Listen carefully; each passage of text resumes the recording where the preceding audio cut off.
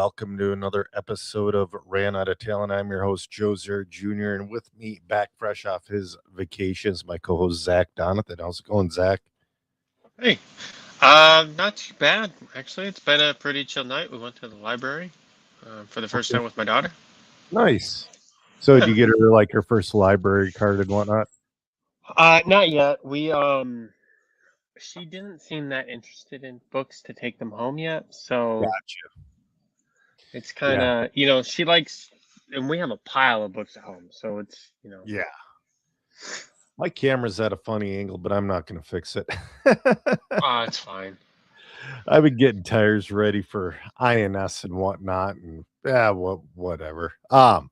So you went on a really long vacation and you went on an Alaskan cruise. First and foremost, I ain't give you too much crap about this because you were probably exhausted. Your first night, you were 40 minutes from me at the first Airbnb. Okay. You could have came by. I mean, Yeah, I was thinking about it. It's like, nah, but he's on vacation with his kid and wife. And if it's just you, I would have taken you to a killer brewery in Sauk Rapids. see, that would have been great. That would have been a nice kickoff to the to the road trip. Yeah, I used to do a podcast and I was on radio here and there in Sauk Rapids, so I know the area fairly well. Ah. So, yeah, man, it sounds like you had a lot of fun. Any highlights or lowlights of the trip? Um. I think the highlights was not having to cook on the cruise. That was probably the best part. Yep. Like if I was hungry, I could just go get some food. Okay. Um Was it like all inclusive? yeah, so anything, well, not anything, but most everything, like 99% of the stuff food-wise on the ship was free. Beverages, beers, some smoothies and a few other things were extra. Okay. Um but it was overall it was pretty nice. I think my favorite part was probably, I don't know, we had a pretty cool tour guide in Skagway. Okay. And he made it a lot of fun and really interesting. Uh we got to learn all about how Skagway wasn't supposed to be a town and now it's just a tourist town because of the gold rush. Yes. And kind of a lot of cool stuff there. Um, Okay. Low lights. I don't know. Traveling sucks. Like we did 6,300 miles in 17 days, and 7 of those were on a cruise ship. Okay. So would So, now, if you're to do it again, would you have rather flown to the destination of the cruise? yeah. So let me tell you the two low lights also, or three. So first, people suck at driving. Oh yeah. Mostly out west and all of Canada. I'm Hmm. sure there's some good drivers in Canada, but like as a general statement, not good. Yeah. Like worse than the U.S. by like I traveled all over the U.S. Hmm. Most of the U.S. is better. I would say like there's some weird thing going on in the um, Northwest Pacific area, but and then the folks at the airport in Vancouver just like if they had a pulse, they got a driver's license. Okay. It was bad. And the roads in Canada, except for Ontario, are terrible. Yep. And then Ontario decided they wanted to shut down one of the three major highways to go down south. Yep. The other major highway was on the other side of the um, landmass of The Ontario to go territory. down. Yeah, the territory. Yeah, and the middle part is a Hmm. nice dirt road. That's a highway. Wait, I'm there I'm was not like kidding a you. long dirt road that's a highway. It was 78 kilometers, Is this which is 1937? this is no, like I had to pry rocks out from behind my rotors, uh, to get the screeching to stop. I totally understand like dirt roads here and there, but a dirt road highway, that is ridiculous. There were semis on this road. That's nuts. That's 48.5 miles if you like freedom units. Yes, we do like to measure things by bald eagles. Right. So, how was your racing, Joe? Oh man, I've been doing everything. Schweisberger checking in. So, I've been prepping for INS, and that's really put a stress on my situation because it was stressful getting my fifth scales ready for the summer. That's done. Joey's motor shot. I got to get him a new one, but that's whatever. That's just putting in a motor and then letting it idle for a tank, and he's good to go. Then I had to get my parking lot cars ready to go, and I had to get 5 carpet cars ready to go for INS because usually my carpet cars sit till September. From April till September, they sit. Getting the carpet cars ready has been a challenge because my 2-wheel, Joe 3's 2-wheel, and my 4-wheel are way different than when I parked them in April. I made the 2 wheels into B64s. I'm going to be honest. I did the factory foot stuff, and they're B64s. Plain and simple. Well, And they're updated B64s. That's what the B7 should have been. yeah, 100%. And then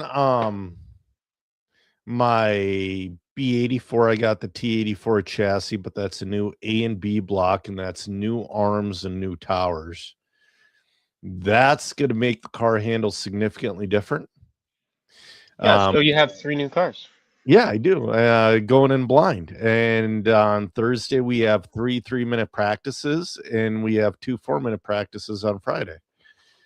So if I was with familiar cars, that would be plenty.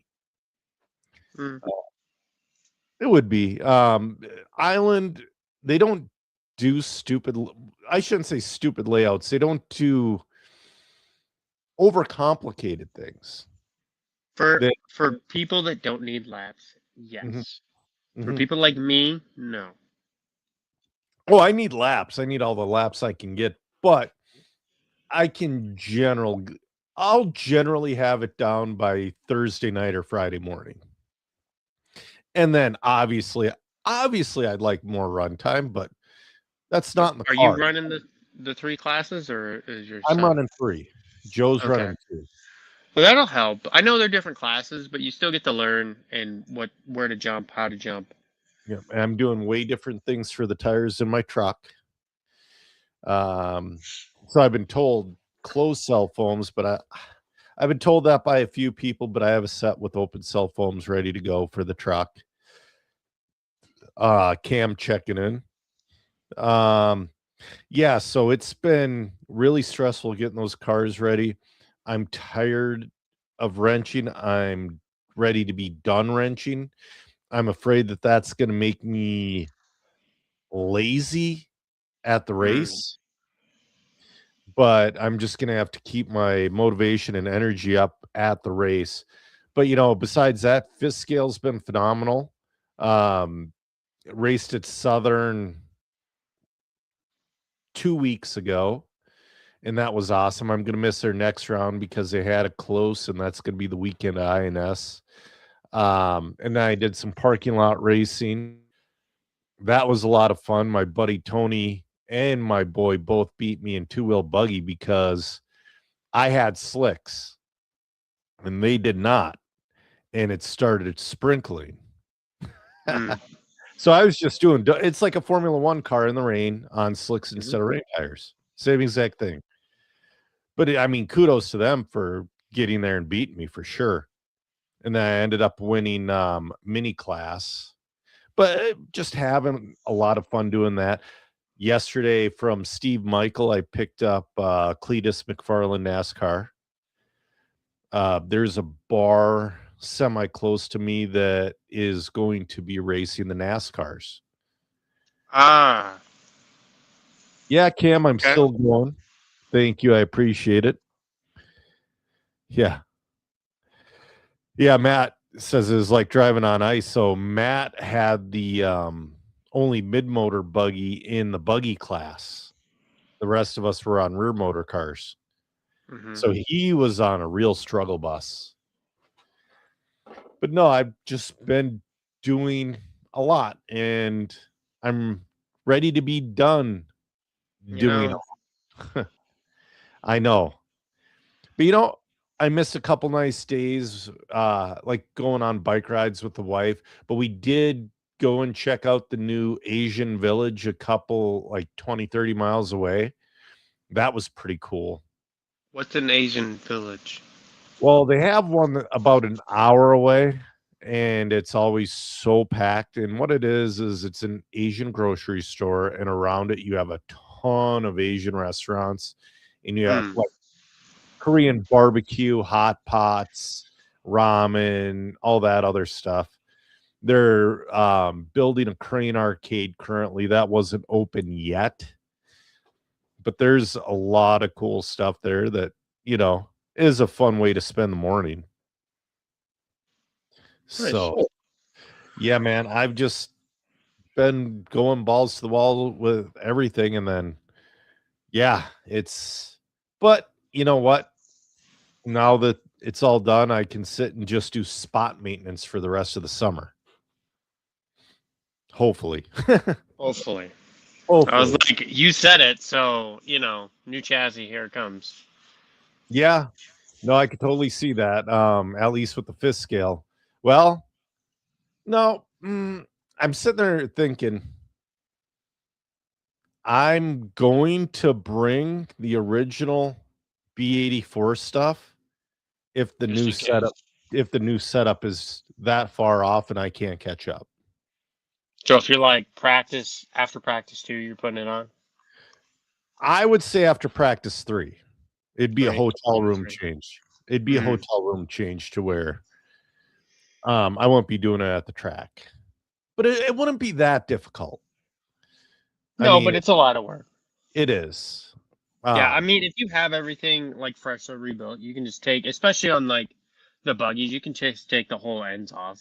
Yeah, and that's what I would do, and everything is fresh in it, and yeah, but I'm cautiously optimistic about this weekend. I do have goals. Have you talked to like the other? I'm sure like Holmberg's probably running like regular stuff, but like, maybe local, like probably Aaron Mitchell. Well, Aaron might be running. What's Aaron running? I don't know. I've talked to a few guys, and they're all doing a couple of little different things. Some really like the new chassis setup, that T84 chassis. Some people freaking hate it. It is literally, some people say it's the best thing to ever put on a car. Are there's difference in skill levels between these people? Not terrible. Not a Okay. terrible So the difference. comparable drivers, just different Yeah. preferences. Yes. So I'm excited to try it. Um, but I do have goals, and unfortunately, my goal for 13.5 Wheeler Expert's going to be pretty poor. I'm hoping to be top of the C, bottom of the B. That'd still be pretty lofty because that gets no, dude. Like Not if it where I was like, well, you're going in on like if Island was your home track and you've been practicing there, I would say like that's more than reasonable. But it's not, and you've been doing everything else, and you're going in with the new car Yep. and new electronics. So Well, that I put that motor in my two-wheel buggy. That oh, okay. that iffy motor.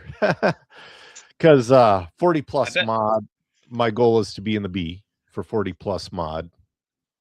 Maybe squeak into the A. Maybe we'll drop that see. back there. I mean, we'll see, because there are guys that are normally really fast that aren't going to be there. Like Alex Sturgeon's one of them. Okay. He's not going to be there, and he's like Mr. 40 plus. That'd But be Felky. I was going to say, I've seen Alex beat BT. Oh, really? Okay. Between BT, You know, I guess it's not been on carpet though. I haven't been yeah. paying attention on carpet. Well, in general, Alex, I want to say this is one of Alex's first years not running INS. And it's usually between like Mac Vanderbeek, BT, Alan Horn, and Alex Sturgeon. I was gonna say Alan Horn's my next kind of, and not to say Sturgeon isn't good. It's just like Alan Horn on clay is freaking the fastest thing ever, and he's extremely good on carpet. I'm saying for 40 plus, he's the best 40 plus driver on dirt, and he is definitely a top 3 40 plus driver on carpet. Yeah, I mean, to Sturgeon's credit though, he's running with everyone else in all the other classes and doing pretty good in those too. He's not just running mod 2-wheel. Yeah, Rick is saying he can send me a not so iffy motor down with Grayson if he wants. No, Rick, that's okay. I'm pretty sure Maddie's going to be there. I don't have that on confirmation, but I would bet Maddie's going to be there, and Island is having a 40 plus off Hobby Wing sale for the whole weekend. So, I mean, I really do dig the Hobby Wing motors, and I really want to try one of those G5s. I'm kicking myself for going one way and not Hobby Wing. I don't know. I'm also kind of kicking myself for not trying one of Dieter's motors. I've wanted to try one of Dieter's motors. I've heard they're good. The problem is with the Dieter stuff is like if you were an on-road, like we could get you at least a base setup, but off-road, like not a lot of people run it. So like it's kind of you're shooting in the dark. Yeah, off-road depends on who you talk to. Like Kyle Holmberg likes time low, gear high like an on-road car. Most off-road guys like to time between 45 and 50, 40 and 50 and gear low. That's what on-road was doing when I paid attention to the stock a couple of years ago. Yeah. I don't know. I've just been going by what I heard with on-road. I have not competitively ran an on-road car since 2019. And I didn't even know what I was handing my motors off to like Van Aert and Weta saying, please make this optimal. Yeah. And I ain't even able to do too much with the motor without parts. And yeah, exactly.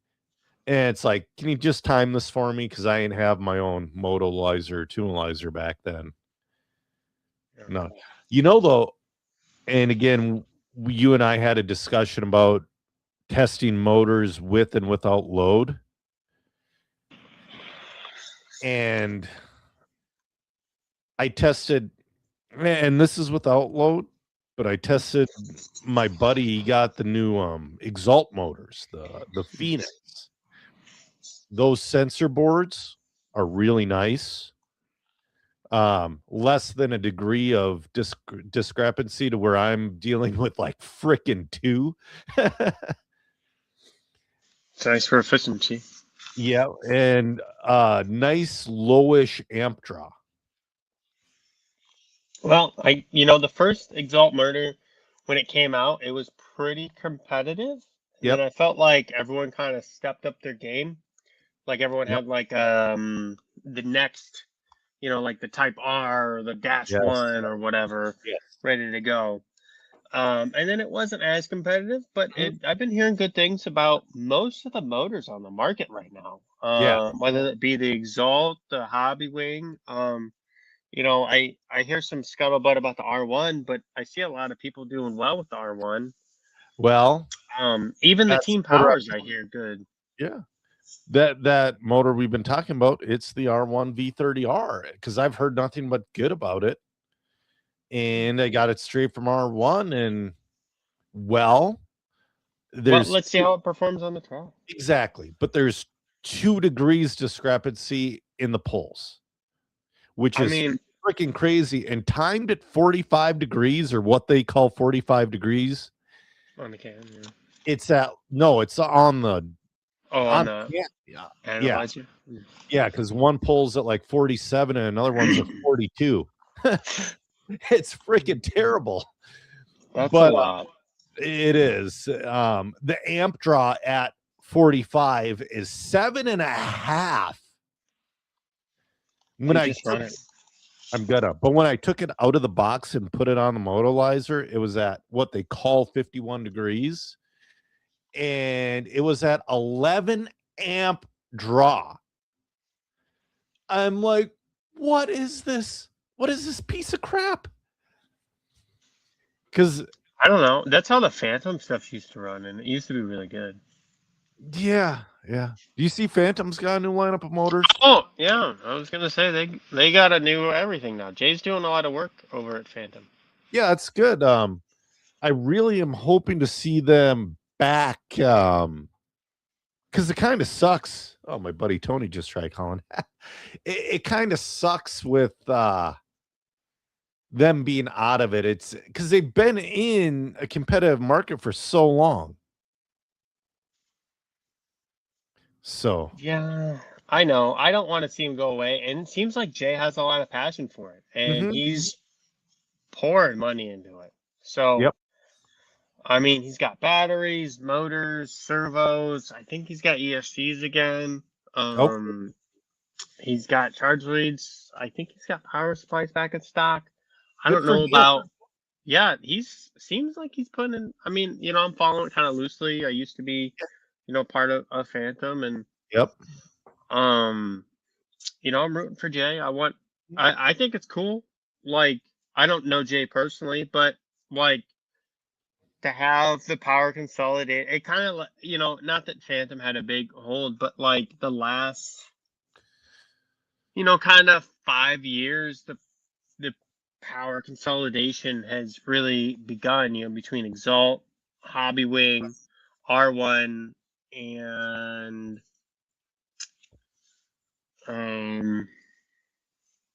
Team Powers? No. I mean, for sure Team Powers is stepping up. I feel who's stepping away is Trinity, like kind of non-existent. Dude, have you gone to their Facebook page? No. I want to say every time they update it is maybe once every quarter. And it's not good. So do more than that.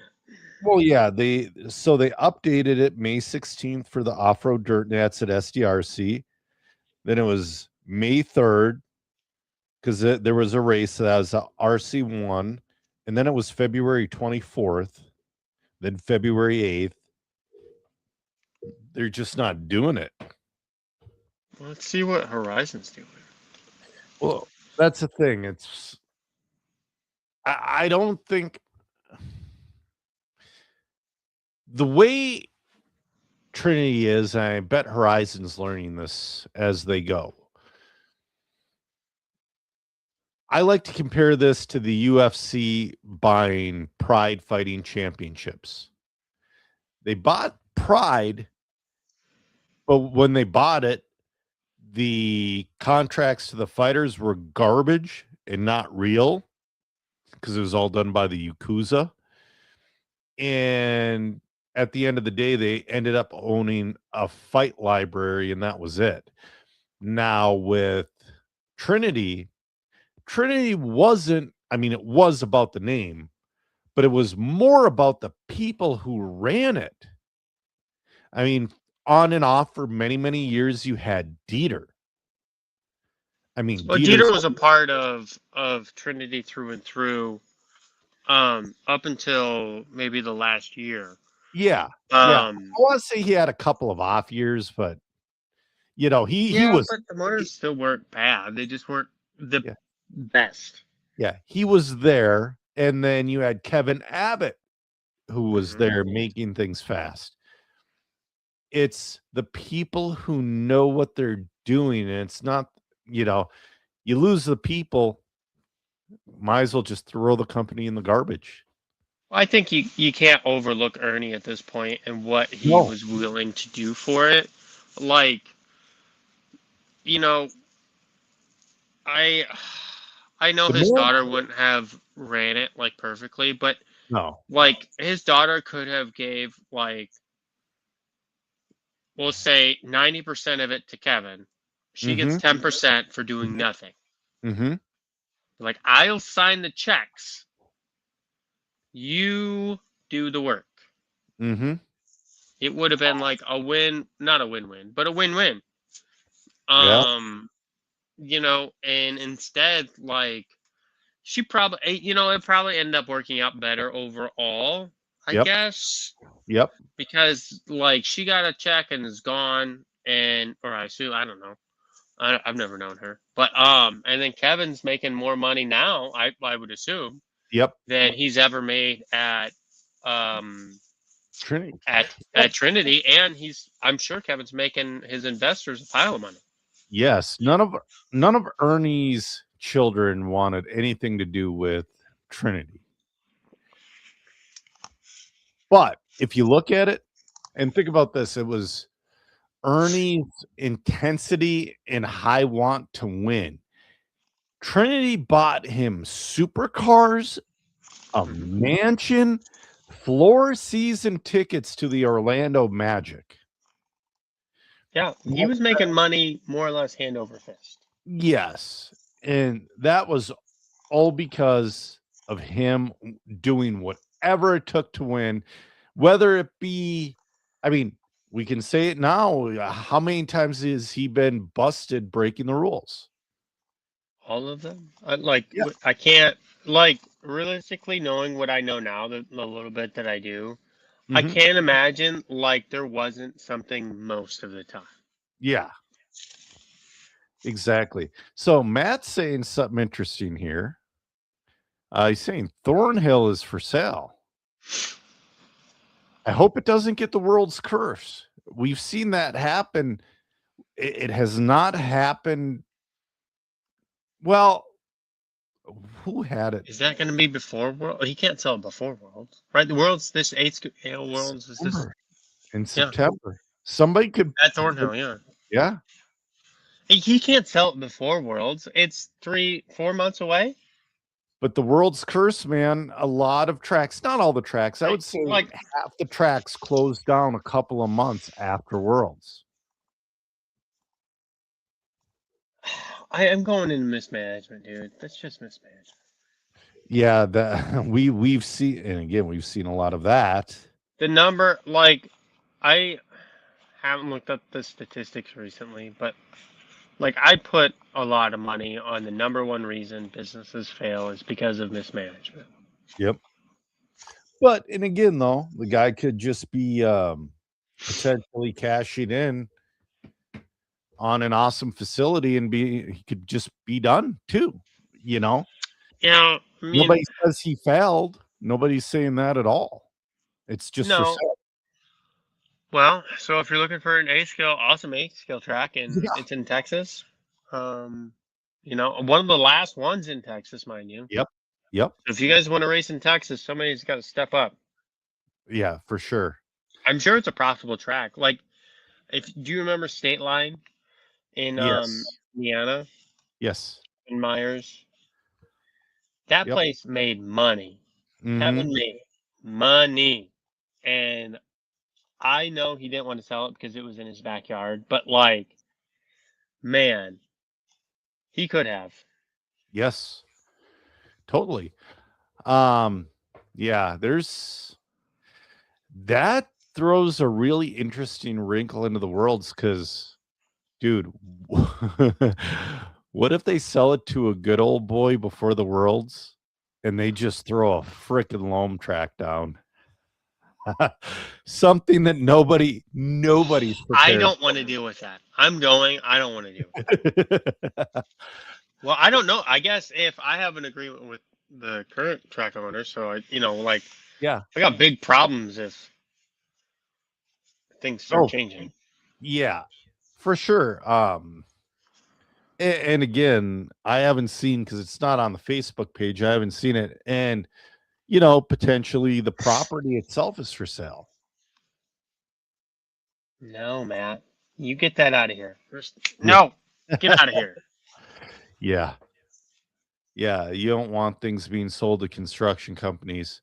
One of the last piece of farmlands in Elk River was sold to a construction company, and they're putting in 532 of those really crappy prefab homes that they sell for $500,000.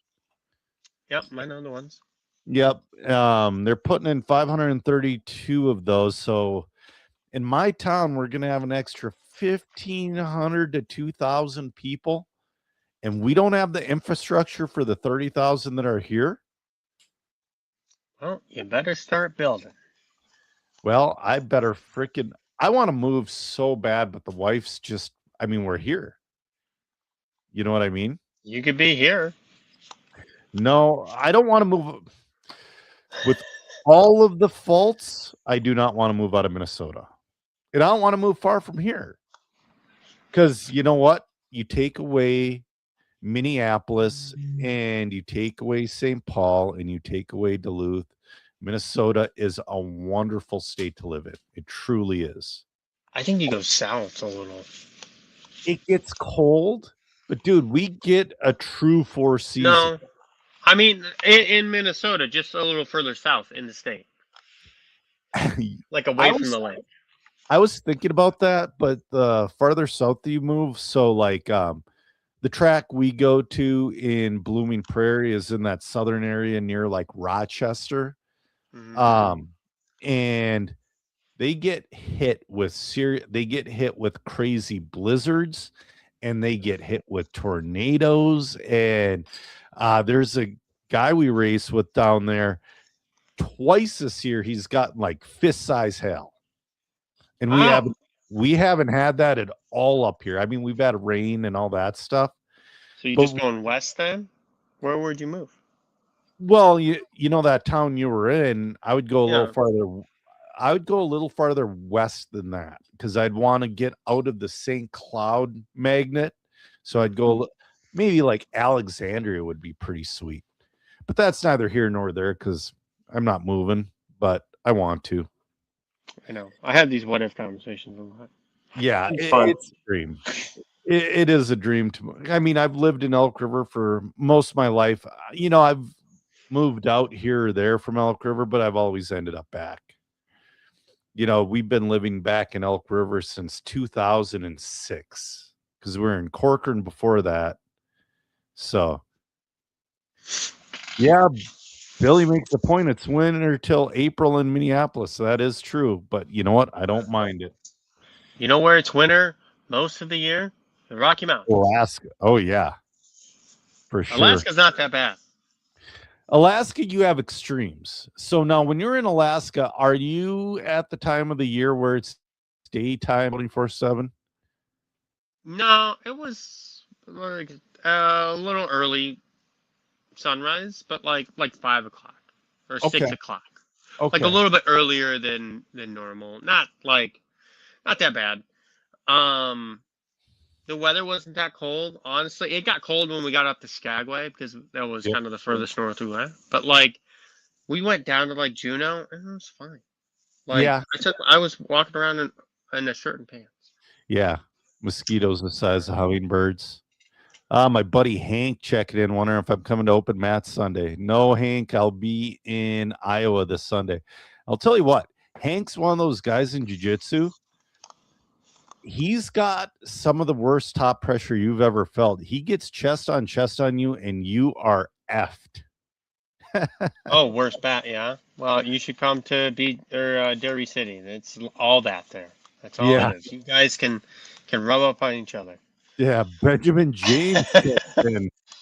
Benjamin James, he won the contest, didn't he? Yes. Mike Winders checking in. Mike, I'm hoping you're coming to INS because we're going to be battling at the bottom at 40 plus. Don Tolbert says June 21st is summer solstice in Alaska. I mean, so my daughter's going in the very beginning. Well, the second week of July. She's going like the week of July 11th or something like that. So she's going to see a lot of daylight. Billy saying Skagway has changed radically since there. So Billy, Yeah, the dude.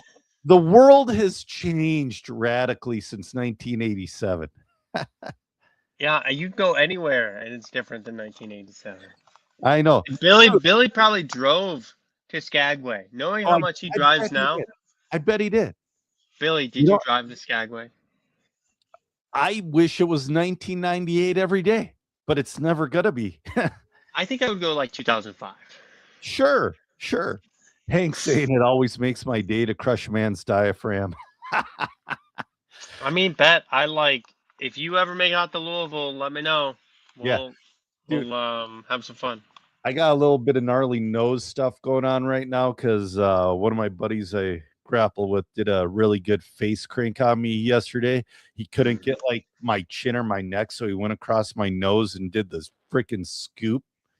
Oh, That sucked. I bet. Yeah. No, so I was saying that next time it'll probably be at the next clash. The next time me, you, and Mark Souza are in the same place, we have to have a round robin tournament. Oh, I'm not gonna do Yeah. good. Hank's wondering if I'm going to check the White House card Sunday. I'll be watching it on the drive home, probably. I mean, listening to it on the drive home. Does Mark Sosa do BJJ? Yeah. Why can't we all just go have just one session at Derby City? Well, if I go, I'm working, so you know how the way mod hours work. So I'll be. Yeah, we'll figure it out. Anyways, so we got a couple things happened that we didn't cover, or they happened. Does Zach do BJJ? Yes, Hank. Zach is also a blue belt, but he lives out of Louisville. Mm-hmm. I'm under Chewy. Yep. Benjamin James. Yeah, Island is putting in a new layout. It's gonna be inspired by the 24 layout, which is fine by me. Part of me is hoping they put a chicane in the big wall ride, except for Wheeler. I don't want it for Wheeler. What if they do it at the end? Maybe. So you can still send it in there, but then you kind of like you go down and up? Or would you rather go up than down? So they had well, you got to go way back in the day, back when we were still on foam tires, they had a 2-corner chicane in that wall ride. That was freaking that was a little much. Yeah, Hank's saying, oh, the Chew-Jitsu. Yeah, Chewy. I like Chewy. He's fun. Oh, yeah, Angaro got beat by Polito, and Polito looked phenomenal at Thornhill. Polito's been doing really good the last and again 3 months. So like when Chase was on here, we were talking 18 months ago, we might have heard Marcus Carup's name twice 18 months ago, and it's like, who's this freaking twerp? And then a little bit more than that, but yeah, something. I mean, he was on the rostrum, but not dominating. Right. And then 2 world championships in 25. You know, almost, you're right. Yeah, he almost got 2-wheel. Was he second in that? He was second or third. I know he got one of the mains. And was he? We can call him vice champion, right? Yeah. Well, he's not an X-ray driver, so that doesn't quite work. Yeah, but man, dude, Polito, man, he could be on one of those rises as well. A bro-shaded champion. Yeah. Oh, man. So anyways, a lot has happened. I mean, Reinhardt moving to X-ray. From Awesomatics. On-road news. But did pretty good. Let me see if I can find the ETS results. Well, the X-ray is, as we've discussed on here, the current X-ray is a more consistent car than the current Awesomatics. It really is. It depends who you talk to, because like man, some of the guys feel like the setup window, like I saw this graphic somewhere. I don't know if it's really true, but it made sense to me. So if you guys are familiar with bell curves, Mm-hmm. which is like, think of a graph and then think of the middle as like the optimum Yep. place you want to be. And like the higher up on the graph you are, like the steeper the sides are. So the harder you fall, essentially. So when you're not in the setup window, like the X-Ray and I think the Schumacher like fall off more, but the Okay. Awesomatics has a lower one. So it's not as much. Got it. So looking at the last wait. Well, Oh, Hank's this is an wondering what your overall. favorite submission is. I like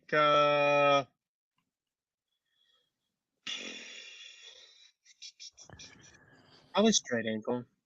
Yeah, I've been digging. Ooh, I got No, we gotta go. I gotta go with any choke from the back. a new I was showing a new form of straight ankle that'll break the top of your foot, and I've been digging toe hold and heel hook lately. Yeah, put it in your pocket. Yeah. But so in ETS at Appledorn, first time out on X-Ray, Reinhardt got second behind Orlowski. That's phenomenal. With a brand new car, Reinhardt's 39 years old. No, I don't know. It doesn't give me. I'm on the ETS. No, I'm on my RCM now. Okay. I don't know. This thing's crap. But it's I was gonna say on the No Name RC podcast, I want to say they looked up his age, and I believe it was 39. So for a 39-year-old man on a brand new car, second at an ETS round is awesome. I'm really surprised. Like Volker's still killing it. Reinhard, Alex is doing great. He's not quite that old. He's never been as competitive, but he's still doing really good. Yeah. Who will throw it in there sometimes is Martin Hootie, which is fucking insane, because that guy just got to be a wheel, because he's not getting any practice. No. Martin, wait, which Hootie am I thinking about of the old dude with the awesome mustache? Uri, yeah, he's doing the A scale on road mostly. Yeah, dude, he's good too. But all those guys in Martin, are like 100 years old. Martin does a crap ton of Muay Thai too. Does he? Good for him. Yes. Yeah. Yes, because I remember him coming back from the United States from the Florida World Championships from the 12 scale. I remember seeing a clip of him just cracking pads, being like cleaning out all the American gunk out of my lungs. Yeah.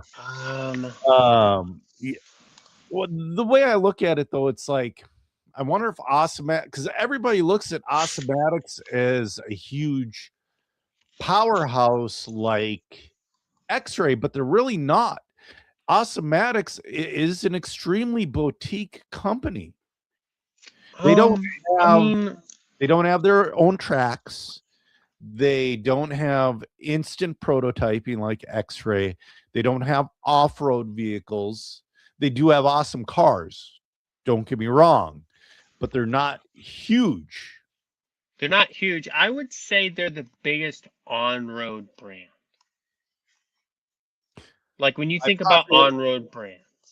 But okay, a good example is, I bet their warehouse doesn't need to be more than 2,500 square feet. I bet it does. You think? Dude, they got so many fucking parts for that car. There's no way. There's no way. There's so many parts. Okay. Yeah. I'm thinking about if you can, it depends how tall it is. If we go into cubic feet, like, maybe. Yeah, I know. It's just, a good example. So we'll get into MMR back in the day when MMR was large in the fifth scale world. and they had their own website, and they're selling everything for FG fifth scale cars and this and that. And they were the place to get your fifth scale Formula One parts. Andrew had like, it was a significant amount, but not nearly as much as you'd think. I mean, you don't need a ton of space. Like, Yeah. if you Yeah. organize it well, you don't need a lot of space. Yeah. Oh, it's kind of like I bet they have a little bit more than that because you need like room to pack kits. You need Oh, room yeah. You need a to shipping department for sure. well, you need a packing department Yeah. and a shipping department. You know that stuff isn't coming pre-packed like some of the stuff probably could, but not everything. Yeah. Yeah. So, but good on Mark Reinhardt. Yeah.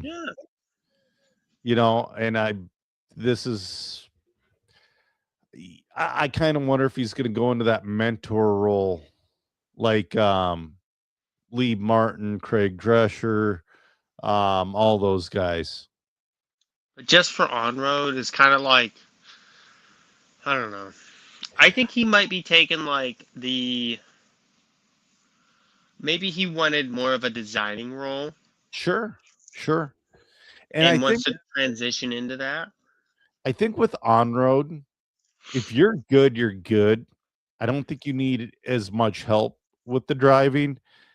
I think with the very top drivers, it all comes down to setup. Well, it's matching.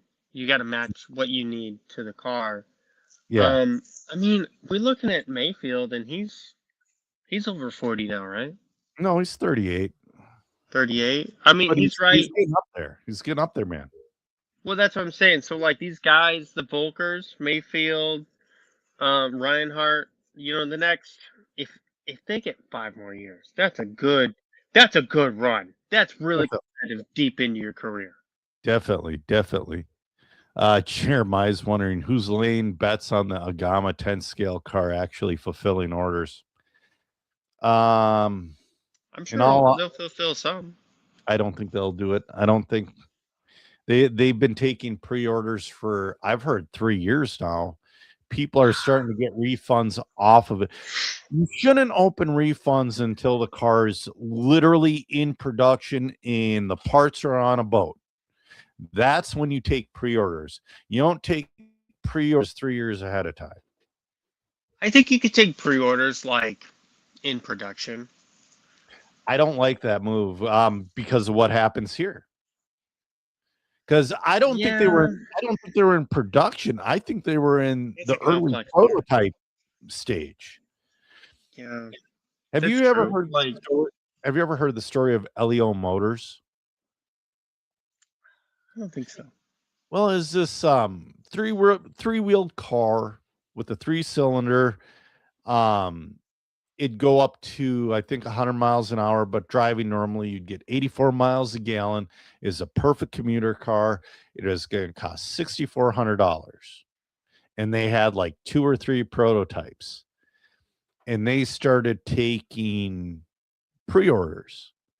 And then they started, it became obvious in like 2014, 2015, it wasn't going to happen. And then they started refunding the pre-order money, and then eventually they just cut and run with the rest. So I've been telling people, dude, get your pre-order money back now, because if the car actually goes into production, you can buy it. There's no need to pre-order.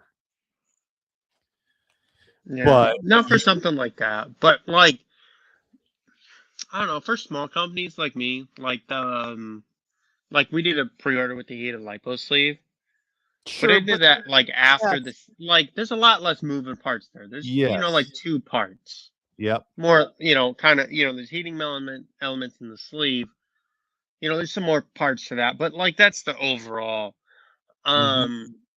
It's not as complex. Like I had prototypes made by the company that was making the, all the pre-production parts, and it still sucked. Yep. But as that's the first one. Like Yeah. I've done pre-orders like that, but like I did the due diligence to do that. Like if you went to the factory and had them made samples of every part and you put that car together, Yes. and then you take pre-orders because it was perfect, that's different. Yes. Yes. And they've had cars. Like we've seen pictures of actual cars. Hmm. I don't believe they're AI. They don't But look like it. also at the end of the day, there's a couple, and 3D printing's really good. The whole thing could be 3D printed. You know. I bet you could make, even if you like, you could hire a machine shop to make 3 cars worth of something. Sure. It's not like, and you can cobble together some parts and make it work. Like, even if they're not your parts, you cut off a top to this and make it, put a part on here, and it's. Yeah.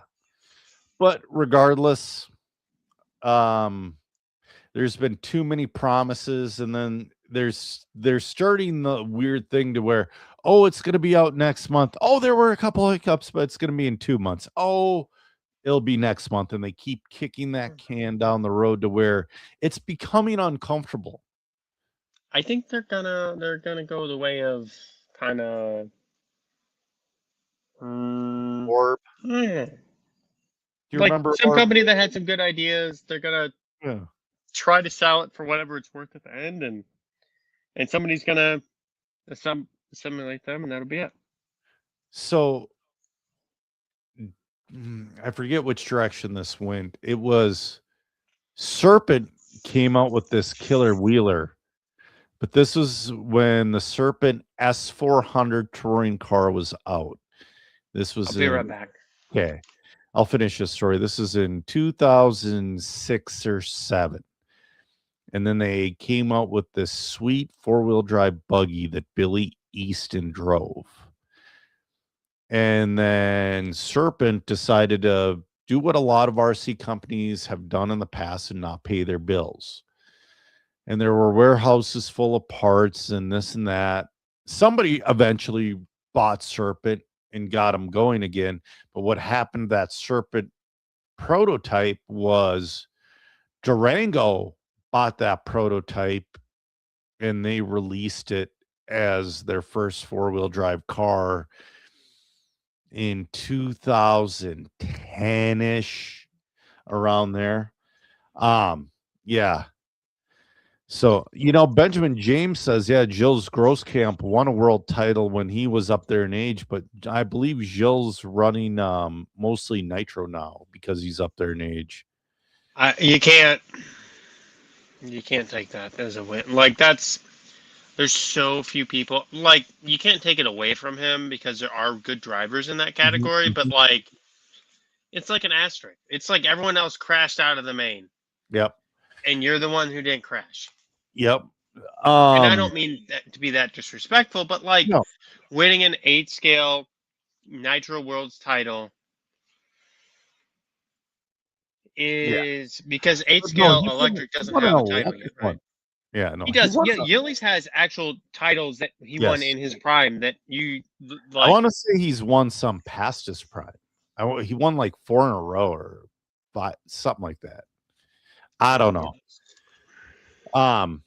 Yeah, that Jeremiah does bring up a good point. It's been 3 years with this guy, but he goes, they're going to go the way of Durango. But the problem with Durango is Durango, the company, was still going strong, and that's one company I'm surprised Horizon didn't pick up when they basically bought Habaco for pennies on the dollar. It was Habaco, right? Yeah. Yeah, I bet that Durango, whoever bought Durango, made Habaco a better offer, and then they just parted it off, and then it probably worked with Horizon because they didn't want to buy it anyway. No, but it dropped out. No, when Habaco went down, Durango went down. Durango didn't go anywhere. Yeah. Maybe they didn't want it. I don't see a lot of value in Durango anyway. But Yillies won a electric touring car title in 2012, and in 24 won a Nitro touring car title, which is Okay. even less, Yep. like extra asterisk. Why? I don't even Yes, know. but you know what? I'll tell So you what. Worlds. If I won any kind of worlds for anything, I would pretend like it's the A scale off road championship. I Because think I might retire. yeah, dude. Because if you were to win, a fifth scale on road worlds, that's more than you're ever going to do again. That's the peak right there for us average some folk. of us, for That'd be, some of us, it is a peak. yeah, I'm sure Yillies could beat my butt around that track every day of the week. 100%. But you put him up, you know, he doesn't really race electric on road anymore. No. And maybe the part of that's because he's been developing stuff, and this, you know, there's a lot of things Was he he's the been one with- prioritizing. Was he the one with the Infinity. 4-wheel motor car? Mhm. Yeah. That thing was wild. It was cool to watch. It I- is. I thought and it was a really cool project. there's cool concepts to it. Hmm. What I always thought, instead of having 4 motors, I've always had the idea, well, not just me. This has been done previously, but a motor in the front and a motor in the rear. Yeah, I think you could have done 4 motors where the diffs were and Yeah. put some Well, drive shafts on that bad boy. And that's the thing. Everybody's like, it's so heavy, but it's like, well, you take out all the diffs. So you save And a the ton drive of weight, shafts. and the drive shafts and the center drive shafts or belts, whatever it was. The belts don't weigh that much, but They you have don't. the pulley in there with it, and it adds up. Yeah, it's the motor will still be heavier, but it's not just straight weight. Hey, Joe, have you ever heard of a small brand called Thunder Tiger? Are they doing anything? Little now? one, yeah, little one. Yeah. What are they doing now? Oh, they came out with the D10T factory team, which I like it. I really, really do. And again, that's a truck with everything in the box, just like the RC10 factory team. It has updated ball studs, the 12 millimeter big bore shocks instead of 13 millimeter, and that's going to carry over to modern cars. I've always had that theory since they came out that 13's too big. Yeah, Jeremiah, I see what you're saying. Whatever happened to OG brands like Thunder Tiger? Well, Thunder Tiger owns Team Associated. AFNA was the American Habao, and Habao has a really good car out. No, it's Hong Nor. Yes. Nor has a really good new car out that Nick Watlet's pimping. Sen can eat a big fat one. So I'll cover your other questions. So I'm a little bit more familiar with the 3D printing stuff. Oh yeah, I missed that. Been paying attention into it, like specifically like the Club Race Hero for the. I'm more familiar with the Mini, but go for it. Okay. So the Club Race Hero for the 12 scale, and then I think he's got a 28 scale as well. The 28. There was a little controversy. Yeah, you know, it's got jigs. There's always controversy. He's a cool guy to talk to. Really interesting dude. I love Scott. And like, I love hanging out with him. He's a good time. Yeah. It's just like there's always something. Yeah. But he's always trying different things, and it's really cool. And he's got money to do that and like facilitate all these really cool things. And I think that's awesome.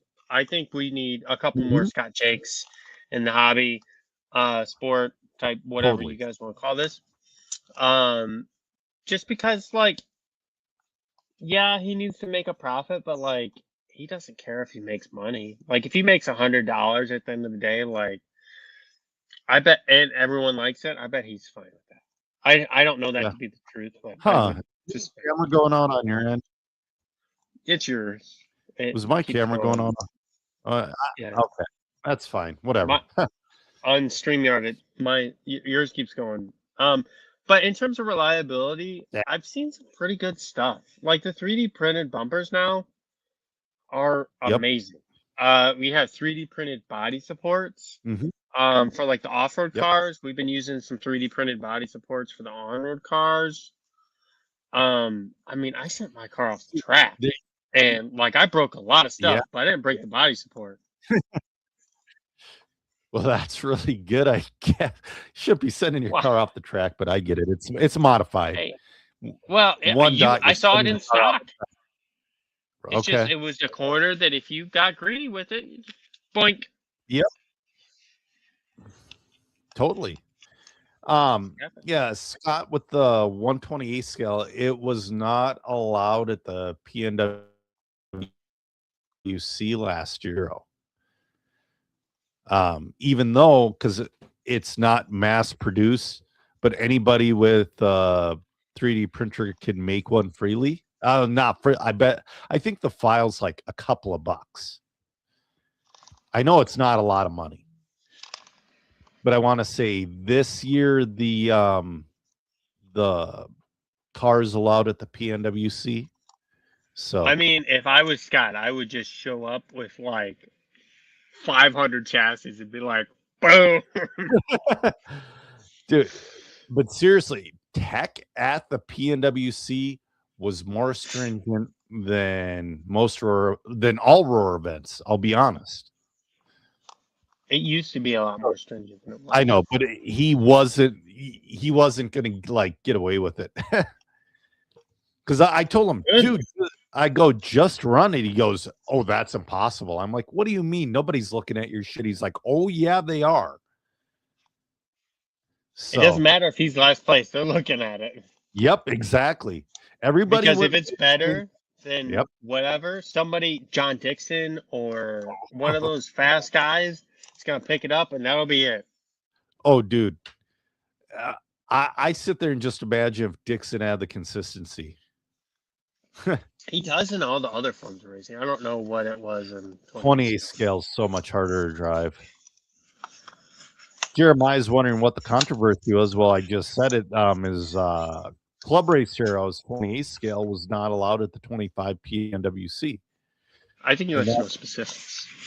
Oh, it wasn't allowed because it's not a mass-produced car, even though, like I said, everybody with the 3D printer can print one, and that's why he did it. A couple things with Associated. Like I said, they came out with the factory Team Marcy. We knew it was coming. Good deal. Really not much to talk about there, except for that they put RC10 GT/T2 front arms on there, which it tells me I'm going in the proper direction by going T2 instead of a 10T for Vegas.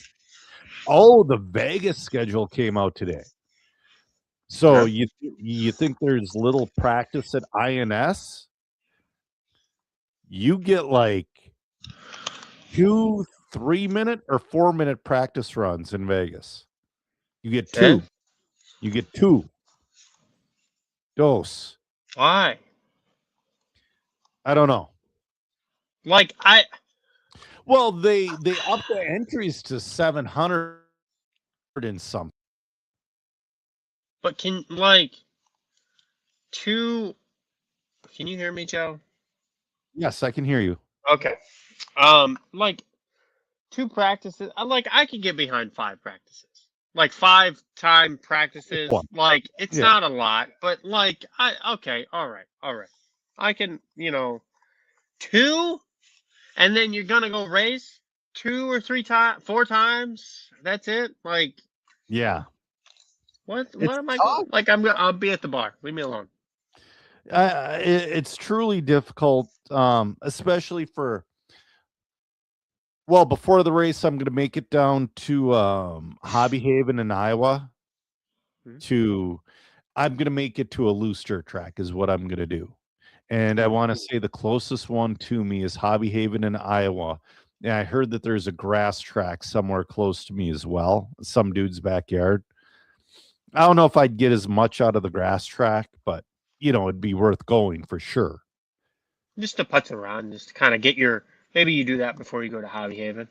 Yeah, and again, these are different cars to drive, Mm. different cars, different surfaces.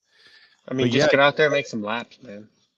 yeah, you get that's the one thing I was not a fan of was the 2 runs. And it's like I knew it was going to kind of suck in that way. Are you So driving, or are you no, is no, Mod no. doing it again? Mod's going to do it again, and I'm flying in, and Vegas is too far. Vegas is a 24-hour drive, I want to say. You could pay for a bag. Yeah, I'm going to pay for a bag. No, but like to race, you could pay for a bag. Yeah. But it's 2 4-minute practice rounds on Thursday, September 3rd. Friday, qualifying rounds 1 and 2 at 7:45. Saturday, September 5th. Oh, so we're going to have qualifying round 3, the opening ceremonies to the main first round of A mains, and then the banquet at 7. And then at 7:30 a.m., doors open. At 7:45 a.m., the rest of the mains are ran. I don't hate that schedule.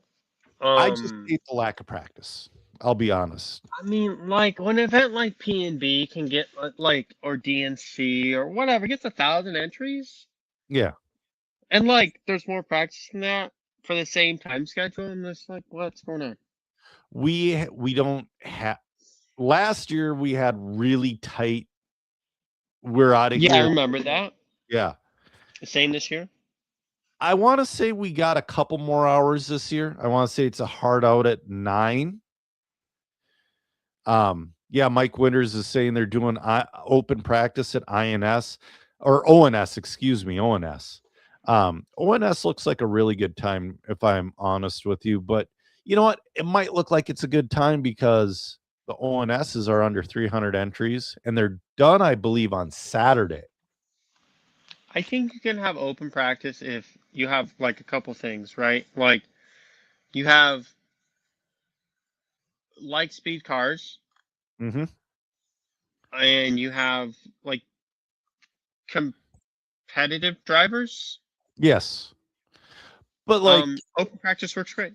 Yeah, at on-road events, I'll put like I'll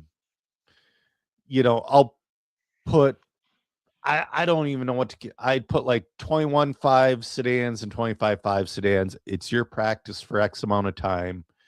VTA and this, I'd pick a couple of classes that are close and I'll put you on the track for X amount of time, and it's like few minute runs, go as many times as you can. You practice, you marshal, then you can go practice again. But I like to practice Marshall's practice, but like I feel like depending on the class, like it kind of works like that.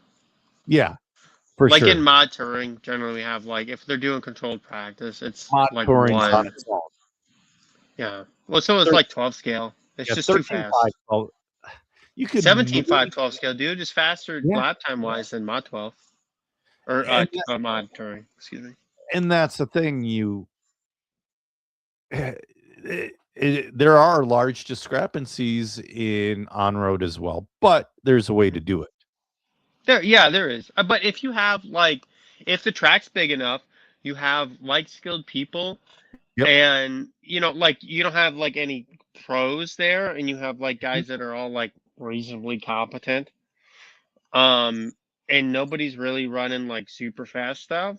Yeah. Especially because it's outdoor. I think that takes a lot of it away, and open practice probably works pretty good. For sure. I didn't think about that because you can't put down the power. There's no power. Run a 17.5 and call it a day. Yeah. I mean, maybe a little boost or a little turbo, excuse me. But if you're running maybe a little bit more. But you can't put down the power, so it's got to be really soft on the bottom end, and just eventually just speed up. But then you got to be able to stop, and Yeah. I really like that curve you can put in a hobby wing drive frequency. Mm-hmm. It's Evan Tapp showed me that a couple of months ago. I'm like, holy, because I just had the programming box. You And don't have the. no. And Evan's like, oh, you need the Bluetooth, and this is why. I'm like, holy crap. I think you can do it with the big Bluetooth one. Yes, I don't have the big. I just have the regular program box, and I got the dongle. Yeah, well, if you got that, yeah. So the new box is the dongle and the old box, but you get all the things. Got it. And Got so it. you can do either one. I like the box itself because I'll just want to change like a little bit. Like once I get the initial setup in there, I just want to change like I want one more point of boost, or I want like my RPM boost turbo range to go here instead of here. Like just a little quick change. If I'm doing a lot of changes, the dongle's the way to go. Yeah. Couple more things. Rick Howard leaves Team Associated Reedy. Do we know where he landed yet? No, I don't know if he's. I don't know what happened. He said, he just said after 19 years, they have parted ways. Yeah, and now on to the next chapter. Yep, and that's a really weird thing mid-season. I kind of wonder if he went the A-Main route. I believe his wife went to A-Main. Was it Rick's wife that went to A-Main? Tracy, let's find out if Tracy has it on her social medias. But you know, I don't believe she does the she doesn't do the RC deal. She just does something else at A-Main. But I'm wondering if he went that direction. I mean, there's tons of jobs for Rick in the industry. I'm sure I was putting money on 1UP. Yeah. It's a shame. It sucks, but you know what?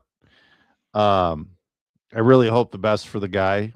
He did what he could with Reedy, which I'll tell you what, Reedy doesn't have the budget. Revamp. Well, I mean, you could do the whole revamp, but you got to keep up with the revamp. You really do. And that's the thing. It's Rick did what he could with what he was given, and he did a great job with it. And he's a great on-road driver too. I know he's he was a real big part of the TC8 deal. I know that as well. With Klingforth. Yes. That car's still pretty good. Yeah. And again, it just needs a couple updates to. And just like I said, they revamped their touring car. Now they got to keep up with it. I bet it's on the way. It better be. You know, looking at the timetable, I like if they shoot for this fall as an updated, like a TC8-1 to make it more competitive on carpet. Yep. I think that would be, pretty good. Like they have dirt and carpet editions. I think they should have asphalt and carpet editions for the touring cars. And I know a couple companies have done that, but now they're just doing chassis. And with like some of the plastics, I feel like they should do the chassis or asphalt and carpet edition. And then if you want a chassis, you just buy a chassis. Yep. For sure. And then what else? Oh, you're having a really large sale at DRC right now. Why don't you tell people about that?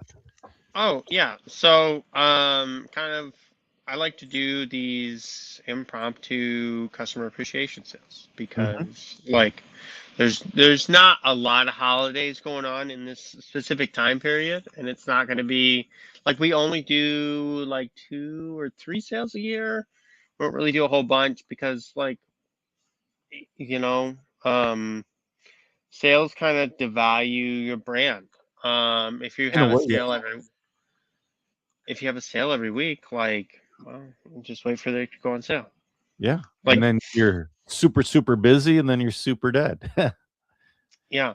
You're super busy are selling your product for less. Yes. So, kind of a customer appreciation type thing. Mm-hmm. Every once in a while, I give out some 10% coupons and that, and I want to make sure that it's more than 10%. So, I know 15% isn't a ton of money off, but like when you consider most of the products are made by me here in this very facility, um, you know, 15% is a lot of money to be taking off but I want to make sure like everyone feels appreciated. They don't have to no checkout or no coupon codes. Discounts applied to checkout. Yep. It's all exclusive through the website. So if I have to do it, there's no discount code. Sure. Assuming the website doesn't have an issue every once in a while. So, Yep. From now Um, until when? Friday at midnight Eastern Standard Time. Okay. Right now it is 9:45. So if you're in a different place, you can do the math there. Yep. But yeah, so just a little thank you to everyone who supports us and kind of mid year when things are settling down a little bit. Just thank you guys for for letting me do this. It's really cool. Yeah, no, that's awesome. Yeah, it's dude, 15% is pretty huge if you ask me. Oh, Jeremiah with the question is wondering, what do I use for a charger set up at the parking lot races? Do I have a deep cycle battery that I hook my charger to, or do pre-charge packs, or do I have an inverter? Well, I've been using Matt's generator. I need to get either DJI has a really cool battery that would last the whole day for parking lot charging, or I get my own generator. Those are the two options. I think we have a DJI battery. We have Yeah. some kind of life battery we use for it might be a LiPo. I don't know. We have a So, battery we use for asphalt racing $400. because Yeah. oh no, this one's like was two like 210. Okay. I would have to check again. Yep. But maybe it has gone up. But like the Harbor Freight, like the quiet generators from Harbor Freight, it might be worthwhile if you do like any camping or like if you don't have a generator at the house, like it'll probably power your fridge. Yep. I was looking at that, and it's like not bad money. It's under $600 for what you need. It's not huge, but yeah, I was definitely looking at one of those. But I hear with the Predators, they go to crap after a certain time, or when you change the oil. And I talked to Matt Olson about it, and he goes, "Yeah, I just never change the oil." There's something with the Predator. You should talk to Lance too, because I think he had like a promotion or something. Oh, Jacob saying, did you see their motor teching at Island? No, I have not seen that. Well, that's gonna throw a whole new wrinkle into things, because I was planning on being there right for the first practice. But I'm sure we'll be able to tech throughout the practice day. Mm-hmm.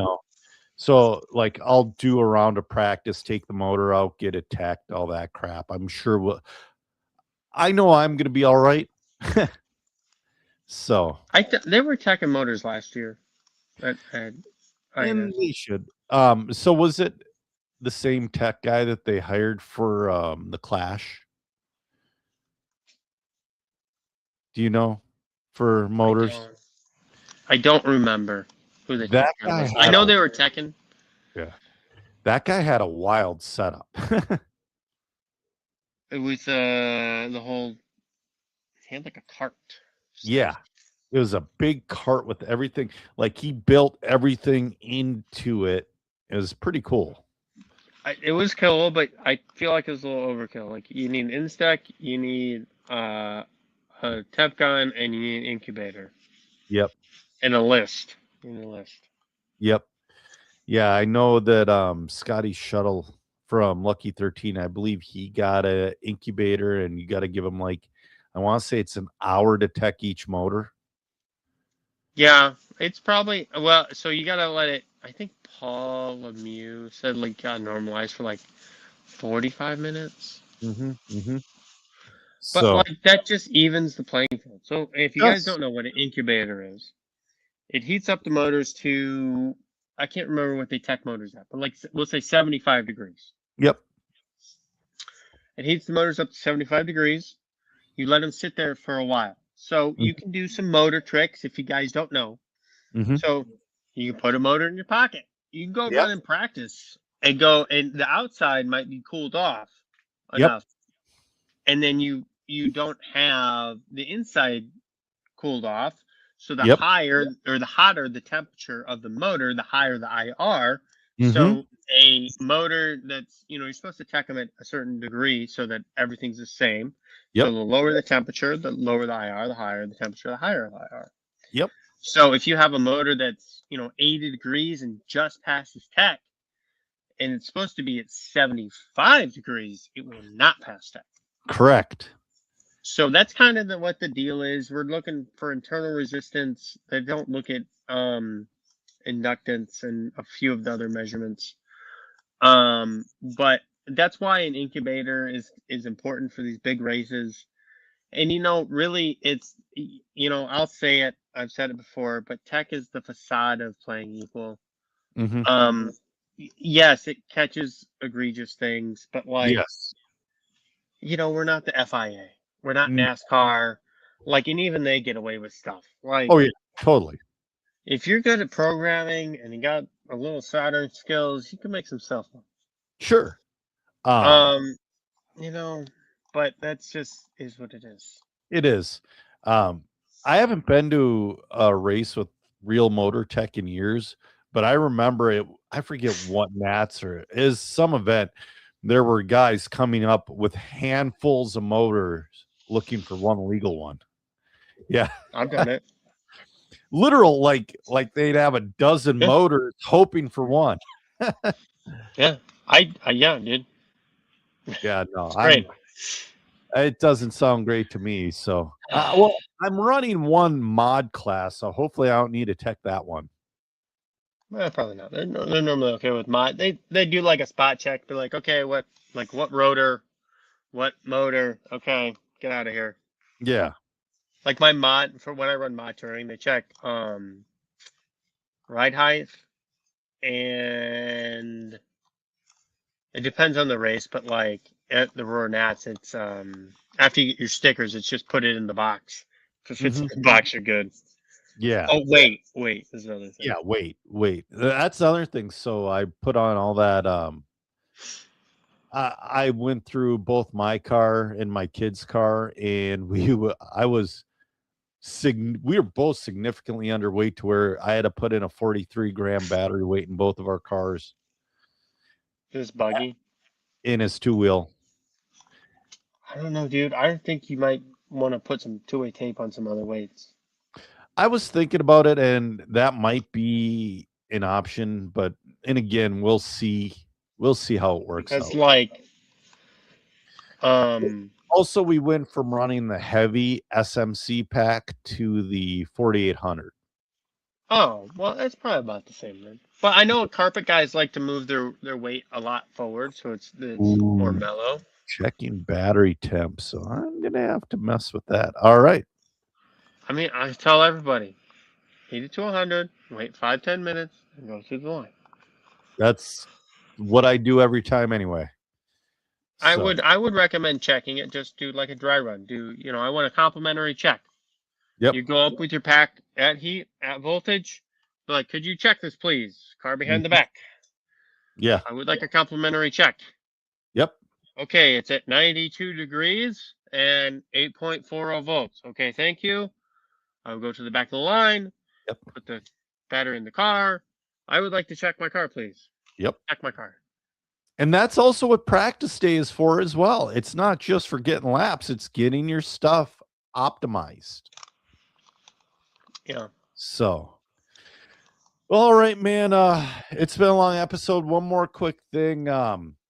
Rest in peace to Mike Mowry. One of the nicest dudes in the game, one of the best painters in the game. he's been battling cancer for years, and he finally lost that battle, which sucks. They're having a memorial for him on June 27th. Check that out on MMR's Facebook page or Andrew Maury's Facebook page. Yeah, he's a guy that's truly. Sucks. He just lost his wife. Yeah. Andrew just lost his wife as well. That's true. Man, he's going through it right now, which I mean, he's one guy that truly has all my sympathy right now, because I know him and his brother were also close. I mean, Mike was at MMR as much as his brother, just about. I don't know so much towards the end, but yeah, it's a bummer, man. Mike Maury's gonna be missed. His paint work is gonna be missed, and yeah, another one. Freaking seems like every episode lately. Yeah, and he was too. He wasn't even at like retirement age. But it's a bummer. It's a part of life, and yeah, rest in peace, Mike. Check out for a celebration on MMR's Facebook page. So, yeah, Jeremiah. Yeah. Anyways, we'll just end it on that. How about? I'm good with that. All right.